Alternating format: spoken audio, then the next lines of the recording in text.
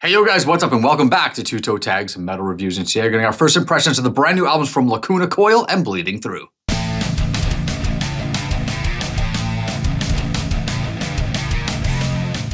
So 2 records today, dropped. Both bands we've covered on the channel. One of them we reviewed before, The other one we've just done a couple reactions. The one we reviewed, Lacuna Coil.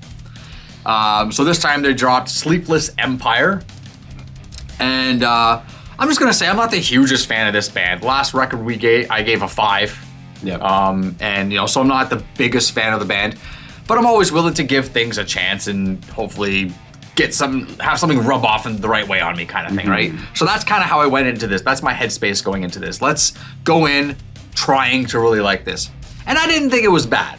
I thought it was okay for what it was, but nothing about it was really super strong in my opinion, at least on a first impression. So the album starts with a song called The Siege. And the first thing that starts kind of going through my brain is the vocals sound over-processed. And that could be a me thing, it could be an album thing, hard to tell, especially on a first listen. But it sounded over-processed and it felt like they stuck out in the mix in a bad way. And I don't like being critical on things like this because who knows what the intent was behind that. And I don't want to be the guy that's being all judgy about something like that, but that's my feelings while I'm listening to it. So that's how I have to share my impressions, right? The album continues, Oxygen comes and goes. Then track 3 comes on, Scarecrow, and I felt like this was way better. This is starting to turn, the album's starting to turn a new leaf for me. The vocals sound way better, catchy hook. I'm still getting a sense of like auto-tune or something like that, because I was feeling like there was auto-tune on the first track. Could be wrong, but I felt like there was something there. It could be over-processing, could be maybe my imagination, I don't know. There was something about the vocals that was throwing me off. And I like Christina's vocals. I think she's a great vocalist. I think she's got fantastic vocals, so I'm not knocking her at all. But that's just how I was feeling. Couple more songs, Gravity, I Wish You Were Dead. They came, they were okay, nothing really stood out to me. Hosting the Shadows with Randy Blythe. Whenever I see Randy Blythe's name on a song, I perk up because Randy Blythe is a legend. He's an icon, and he's got one of the sickest metal voices in the game. Probably inspired a lot of vocals. I think a lot of metal vocalists today are similar to Randy. You hear them and you're like, yeah, it kind of sounds like Randy would. 100% true. And and he features on a lot. He's one of those guys, he's like a Matt Heafy kind of thing. He just does a gazillion features and he's just all over the place. So when I see his name on a track, I'm like, okay, nice. This is gonna be good, or at least it's gonna have something good about it. And barely noticed Randy. Barely noticed Randy. You can hear him in there, but it didn't add much value to the track. I think it's because the harsh vocals on this album are an example of a singer that is similar to Randy. Inspired by Randy, yeah, that's a good point. But I feel like when you got a guy like Randy, you gotta utilize Randy, and I don't feel like they did that. Again, this is all off first impressions. It's hard to really pass judgment on a first impression. It really is. So I'm just going with what I feel. After this, you got Sleepless Empire and Sleep Paralysis. Why is there 2 sleep songs in a row? I have such a pet peeve with bands on albums putting 2 of the same thing next to each other. And I just feel like if you're gonna have 2 sleep songs, spread them apart. Or make it all sleep. Because we've seen that kind of thing. So, with that aside, that's an unfair nitpick. But Sleep Paralysis I thought was a decent song. Has some decent high notes that stood out vocally. And just overall, I don't really have any specific notes, but overall I thought it was a decent track. Track number 10 has another feature, Ask Costello from New Year's Day, which I'm not familiar with the band, but I looked them up. It's female lead, and I hear her on this song, and she's got a nice voice. I feel like she has some really great notes and has some great vibrato in her voice, and I really like that. It's something that kind of, appeases my ear when I hear some nice vibrato in the vocals. But overall, the songs kind of felt like they were coming and going. I was really trying to put some focus in there to try to find things that I can, share with you guys. But my biggest takeaway was that the vocal mixes sounded weird. They were stronger on some songs and weaker on other songs. There was a few nice catchy hooks that I was like, oh, that's pretty good. I can get behind that.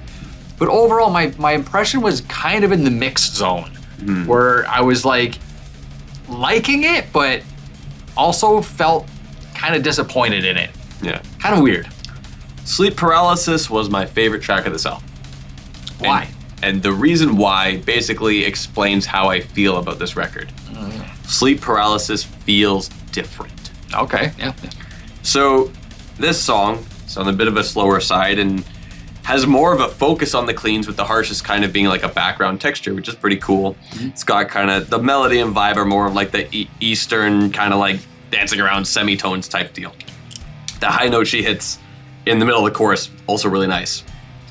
So it's, and also a pretty cool guitar solo as well. So all that, you know, perked my ears up, and this is later in the album because I got a sense of throughout this album, a lot of things sounded the same. I feel like in a vacuum, a lot of these songs are pretty cool.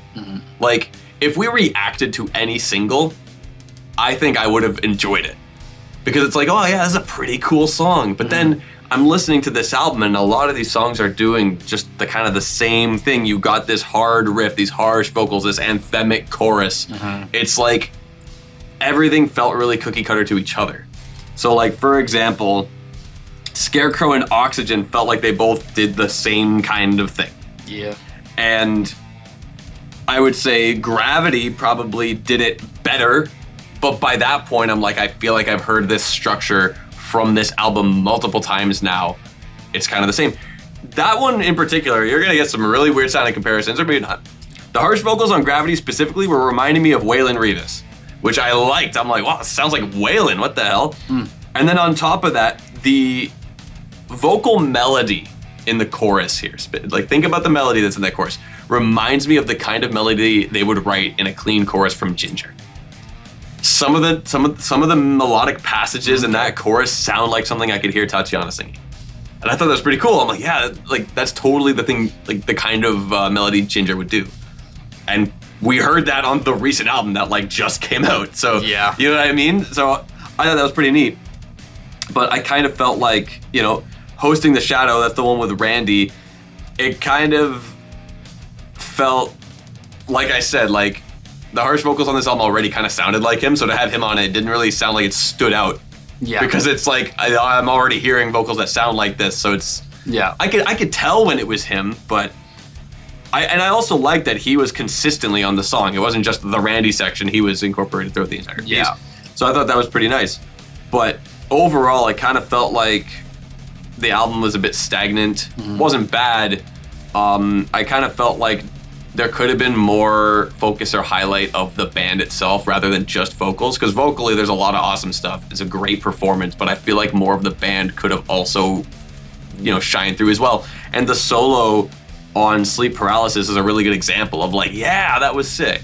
So just to be clear, you didn't get any sense that the vocals felt weird, auto-tuned, like, or over-compressed or something? I didn't really feel that much about the mix of the vocals. I just felt like that there was a focus on them.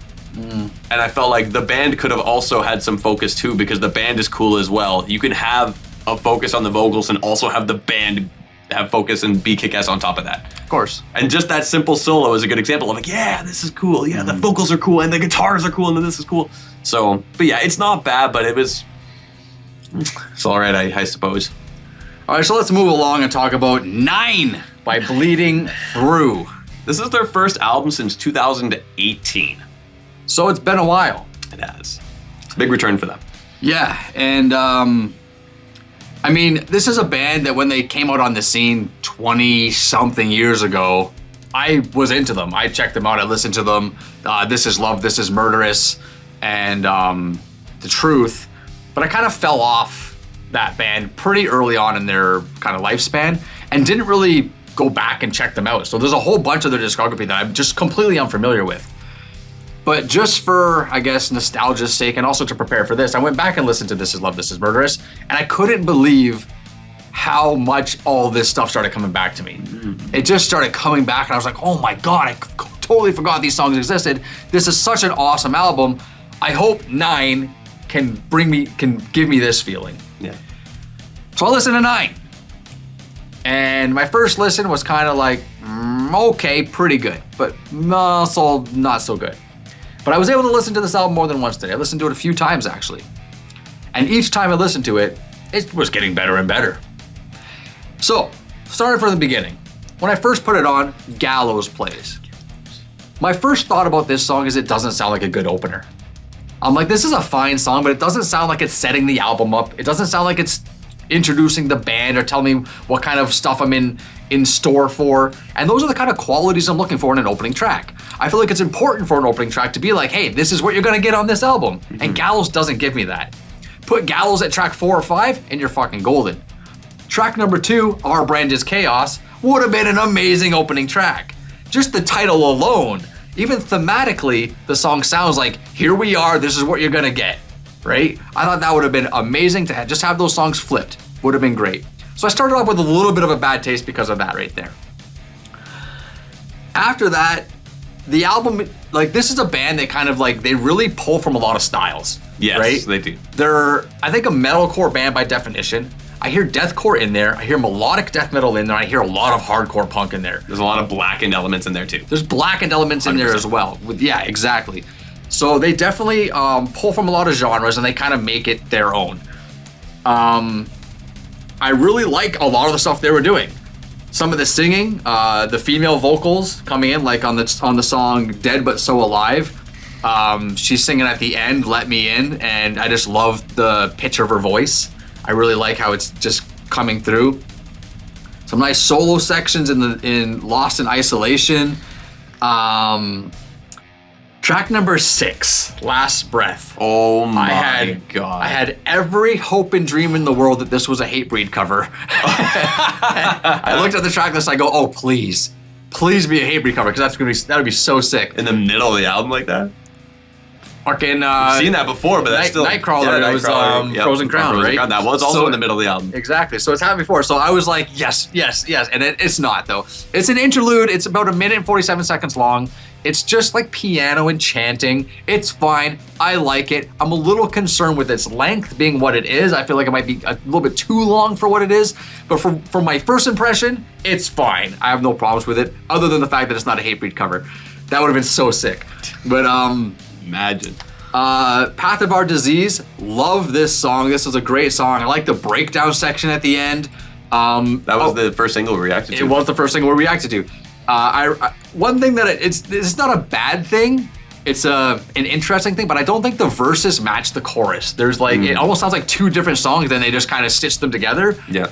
But it's not a bad thing. I'm not saying that as a negative, but it just sounded weird to me that they kind of just don't match, but they put them together somehow. Also, the keys on that song remind me of Cradle of Filth. I think I made that comment on a reaction when we did it. I think we both agreed on that. Like, oh yeah, it's kind of like how Cradle will do it. Yeah, exactly. But I think the best song on this album is the other single we reacted to, which is called I Am Resistance featuring Comeback Kid. Man, not only a great, awesome feature from a hardcore Canadian band, by the way, so props to that, but I love the energy of this song. I love how it's got this great forward-moving momentum. It's just, the feature's great. It's got this D-beat style rhythm that gives it that really hardcore punky feel to it. Yeah. With the melodic stuff on top. Nice solo, just went in the playlist right away. Really like this song. Definitely a highlight for me. The rest of the songs were fine. I'm sure they can mold, grow, not grow the more I listen to them. But overall, I'd say my first impression of 9 is pretty favorable. You know a song is good when it goes into the playlist on day 1.